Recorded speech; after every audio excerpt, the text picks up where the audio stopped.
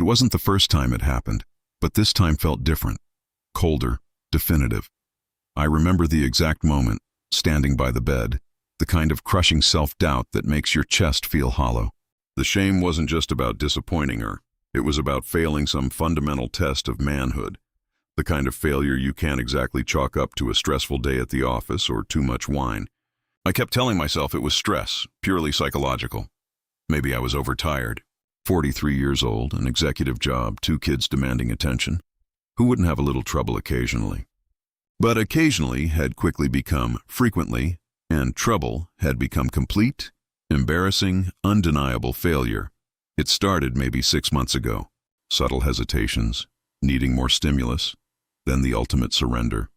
Nothing, just a refusal to engage. I avoided intimacy. I found excuses, complicated work schedules, sudden headaches.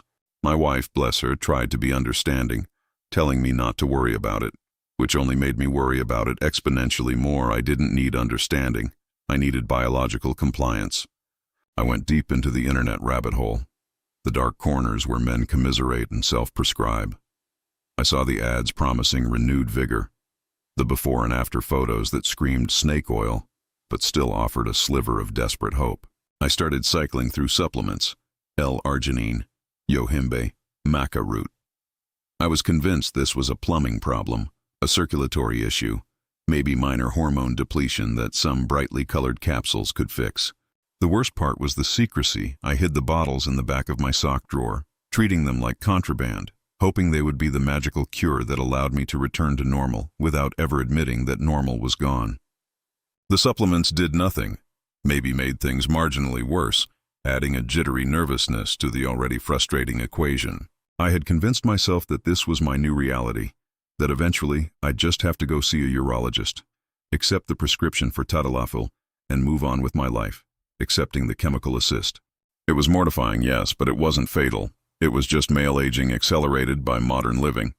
The shift, the true turning point where the ED narrative started to crumble, came right around the time I started tripping over myself in the parking garage, not drunk stumbling, but just an awkward, inexplicable lack of coordination in my feet.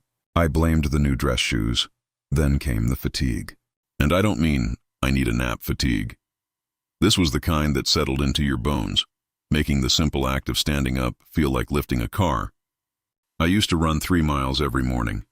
Now walking the dog around the block felt like a marathon. I also started losing weight. This was the one symptom I actually appreciated at first. I dropped 15 pounds in 2 months without changing my diet, which was convenient since I was often too tired to cook anyway. I looked in the mirror and thought, well, at least I look sharp for 43, even if the rest of the machinery is failing. I attributed the weight loss to high stress finally burning off the stored energy, the perfect storm of executive life. But then came the tremor. It started subtly, maybe a twitch after too much coffee. It was in my left hand. Mostly when I was typing, it wasn't noticeable.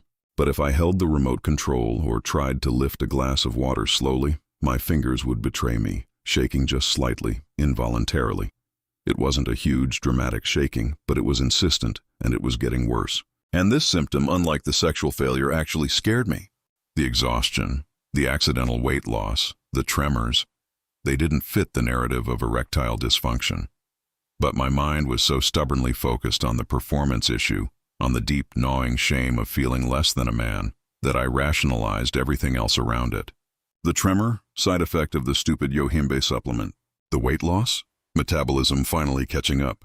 My wife finally cornered me after I had to ask her to cut up my steak during dinner because my left hand was shaking too badly to hold the fork steady. She demanded I see a doctor, not the urologist I was putting off, but my primary care physician, immediately. I resisted for another week, convinced he'd just tell me to sleep more and prescribe anxiety medication. When I finally dragged myself into the clinic, I fully intended to pivot the conversation back to the ED. Hoping to get that prescription and escape, I sat there, fiddling with the paper gown, feeling embarrassed and exposed.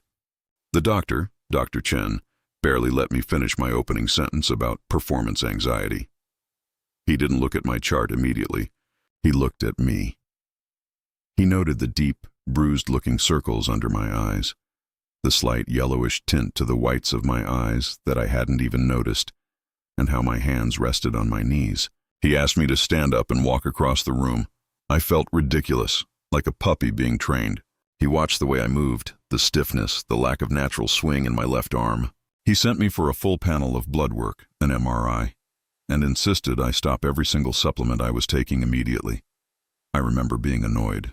I came in here for a Cialis prescription, not a systems reboot. The results came back 3 days later, Doctor. Chen didn't use the secure patient portal. He called my office directly, instructing me to come back in that afternoon, and if I couldn't drive myself, to bring someone who could. That was the first time a real knot of panic tightened in my stomach. When a doctor calls you directly and orders you to bring an escort, you know it's not about low testosterone. I sat there alone, because I was too terrified to call my wife until I knew what I was walking into. Doctor Chen closed the file folder deliberately. He didn't even mention the ED, which now felt like the most trivial complaint in the world. He leaned over his desk, his voice calm but weighted with terrible news. The good news, he started, which is never actually good news, is that the erectile dysfunction is a symptom, not the core problem. Your plumbing is likely fine. It's a systemic failure. The bad news is, what's driving the failure? We found markers, multiple red flags that explain the weight loss, the exhaustion, and especially the motor issues you're experiencing. He paused, letting the silence hang heavy. You have Addison's disease, he stated, referring to the adrenal failure, which is serious and we need to treat immediately with replacement hormones. But more importantly, the MRI showed significant iron accumulation in your brain and liver. The tremors, the coordination problems, the ED, they are all neurological manifestations of a much more aggressive, chronic, and potentially life-threatening condition. We need a definitive biopsy to confirm, but based on the genetic markers and the copper levels we found in your blood work, we are looking at something called Wilson's disease. I sat there dumbfounded, the name meaning absolutely nothing to me. All I heard was neurological, life-threatening, and iron accumulation. I tried to process it. I thought I was struggling with a temporary lack of libido. I thought I just needed a little blue pill. I never ever considered that the embarrassment of not being able to perform was the absolute least of my worries. My body wasn't just aging poorly, it was poisoning itself from the inside out. My life wasn't about to be about managing shame. It was about managing a massive systemic failure that had been masquerading as a common problem. I need you to look up what Wilson's disease actually does to a person who ignores it. I need you to understand why every single thing I thought I knew about my health was wrong. The next step is a deep dive into the treatment, the drugs, and the absolute hell of learning that the thing you thought was bad was only the opening act for something that could kill you. Come back soon, because this story doesn't end with a pill.